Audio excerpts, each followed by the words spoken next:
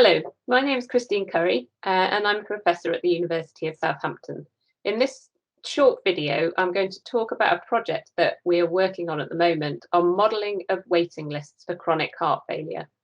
The project is being run with quite a big team of people, both mathematicians and cardiologists. So the bulk of the work's being done by Alan Wise and Alex Heeb at Lancaster University and University of Southampton, respectively, with Lucy Morgan providing supervision, and myself and Alan Champney is also offering support. The cardiologists Ramesh Nadaraja, Chris Gale, and Manas Mamas have provided their input into the system and also the particular conditions that we're modelling. And the fact that we have those cardiologists on board has made this project much more successful, and also I suspect in the future will help it have a higher impact. So that's been great. What I'm going to talk about today then is to begin by giving a background to the problem, to describe what we're trying to do and what the main questions are around this particular project. I'll then talk a little bit about the approach we use. So we use simulation, and I'll talk about how that works and also why we've chosen that particular methodology. This project is ongoing, so our results are still preliminary and we don't have the full set yet, but I'll present what we do have at the moment before going on to discuss what you have seen and also talk about what we hope to do next. Some background then. What you can see here on this plot in the blue line is the median waiting times for patients. So patients in the UK will approach their general practitioner or their GP initially if they suspect that they have some serious illness. So they would approach the GP. The GP would then refer them on to a specialist. What the blue line then shows is that gap between the GP saying, I think this person needs to go to a specialist, and when they actually arrive at that specialist. The data starts in around 10 to 15 years ago, so quite a while. And so we can see that the time series is quite stable up until we hit this red line here. Now, this red line is February 2020, and I'm sure everyone knows what was happening at that point across the world. So this was when lockdown really hit. So lockdown hit in the UK around March of 2020. And what happened during that first lockdown is patients were quite reluctant to go and see their general practitioner because they were, maybe worried about disturbing them or bothering them. And also hospitals were unable to offer all the services that they would normally offer because they were coping with COVID patients and also had extra restrictions due to cleaning, etc., because of the lockdown. What you then see as a result of that then is this big spike in the number of weeks it takes for patients to get their appointment with the specialist. And this has dropped a little. A lot of these patients were seen, so the waiting time has gone down, but it's still not gone down to what it was pre-pandemic. So it's been a huge impact on other health conditions, but as a result of the COVID-19. We're particularly interested in this project on chronic heart failure, although we're conscious that a lot of what we model would be relevant for other diseases that have been impacted by the COVID pandemic. So just a little bit though about chronic heart failure. Essentially, chronic heart failure is poor heart function. So your heart isn't working properly and it generally gets worse and worse. And sadly, the prognosis, if you have this diagnosis of chronic heart failure, is life expectancy of only around 5 years. Diagnosis for chronic heart failure involves initially a blood test, which your general practitioner can do, and following that, an echocardiogram, which is an ultrasound scan of the heart. And this is quite a specialist diagnostic test, so generally done in the hospital. Just to give a feel for the scale of the problem then, in the UK, just under 1 million people are suffering from chronic heart failure. And of those, about 650,000 have been diagnosed. So there are a significant number of people who don't realise they have this condition. What's the impact been on chronic heart failure then as a result of COVID-19? So From July to November 2020, so recall that our lockdown started in March 2020. So we're just looking kind of in July when restrictions were just about over temporarily in the UK. Then the number of GP referrals was still at 20% of pre-pandemic levels. So even though the lockdown had paused over the summer, GPs were still not referring as many people onto the cardiology department. Diagnostic echo tests, so these are the tests you need to confirm that a patient has chronic heart failure, from April and May 2020, so kind of earlier in that year 2020, were 31% of the number conducted in the same months of 2019. So you can see a huge reduction in the number of diagnostic tests.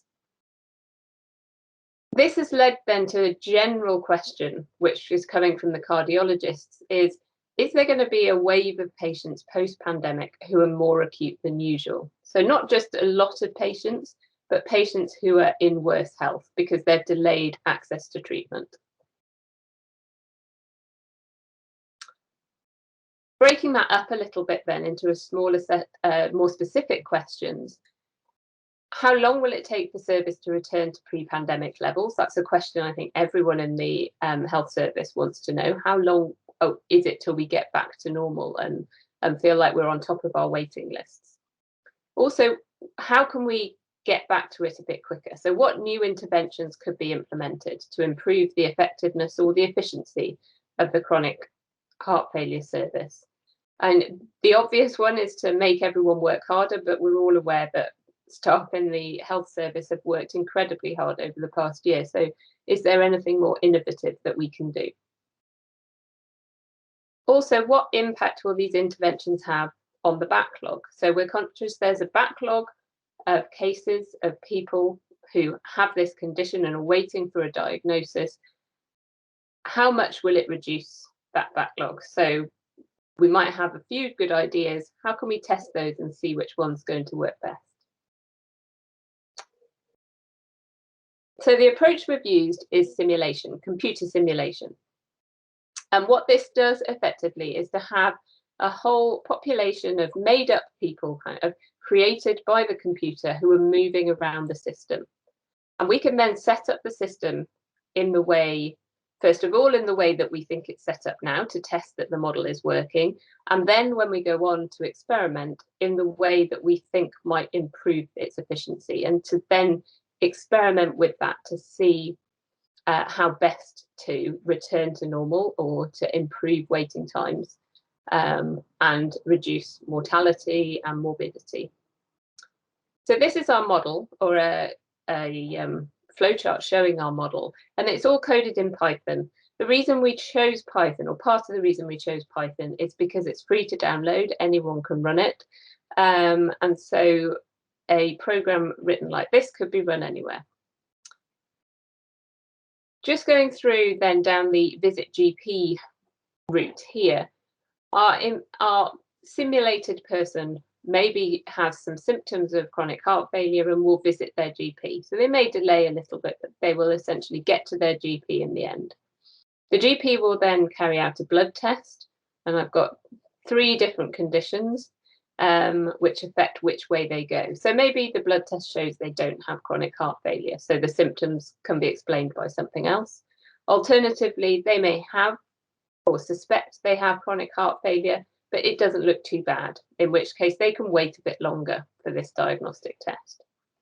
And the third option is they have chronic heart failure and it looks relatively severe, so really they should get a diagnosis much more quickly. And so they're referred to this echo with the 2 weeks being their hopeful time that they will get to that diagnostic test. And this is our key resource, this echocardiogram, this ultrasound of the heart, and also our scarce resource as well.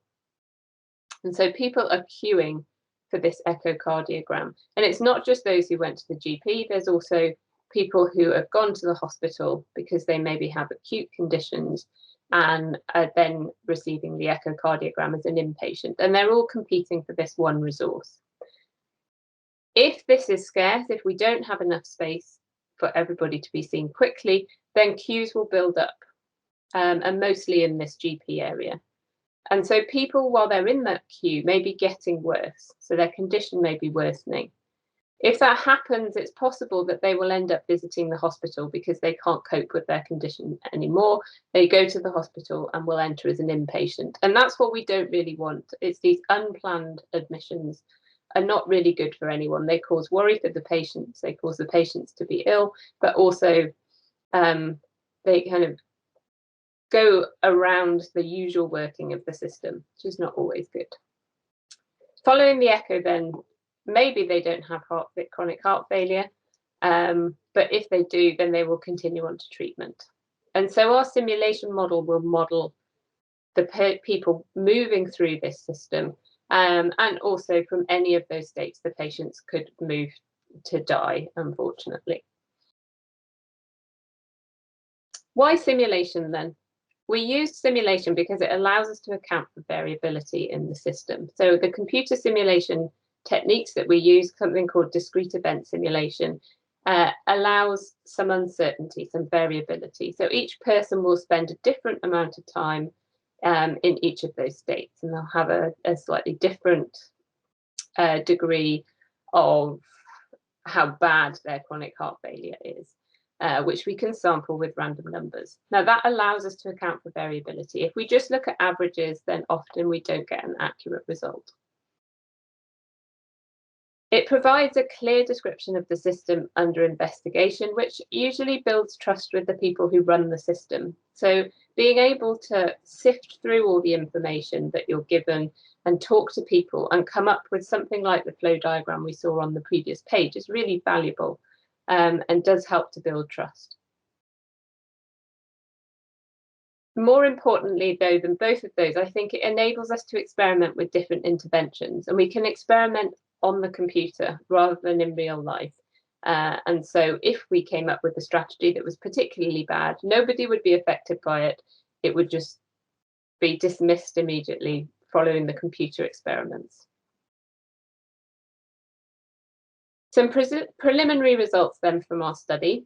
What we see here are queue lengths for the echocardiogram. That was our scarce resource. And what we're trying to do here is reproduce something of what's been seen in the real life, in the real world. These green lines, or turquoisey green lines here, indicate the first lockdown in the UK. So you can see it's around March, end of March, to around July. And what you can observe, and this is because we've modeled that into the simulation model, is that we have a dip in queue lengths at this point because people aren't coming forward and GPs aren't referring because they know the system's not functioning at its usual speed. What we do then see, though, is this number jumping up as we go after lockdown and things ease up a bit and people come forward. And that's something we've observed in the data as well, before dropping again as restrictions come in the autumn. Now we're around here when I'm writing this, kind of right at the end of this point. What you're seeing is simulated data rather than the real data. We don't have the real data for right up to these recent weeks yet. But what is interesting about the real data, about this simulated data, is we don't go right back down to where we were before.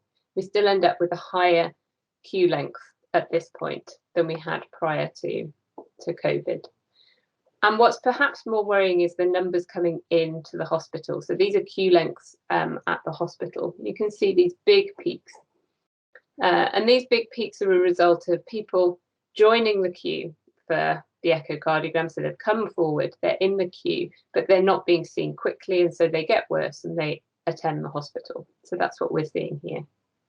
So the model's reproducing the expected behavior. We do have a validation exercise to go through to get that perfect, but the model seems to be working at the moment. What we see then are queues peaking following lockdowns, but not going back down to where they were before, just as I said previously. COVID restrictions have also led to an increase in inpatient admissions, and that's been seen in the real data as well as in the simulation model, which is reassuring that the model's doing what is actually following what's actually happening in reality. That means patients become sicker while waiting for treatment and they become emergency cases. Our next steps with this modelling to model the deterioration of patients while waiting for diagnosis. So this is quite hard to do because there's not a huge amount of data about how patients deteriorate, but we have got some ideas from scientific studies as to how to include that. So that's one of our next steps. And then, as I said before, this experimentation is really important. So experimenting with different strategies for reducing the backlog. If you're interested in finding out more or want to discuss any of this with me, then my contact details are here and my email address. Thank you very much.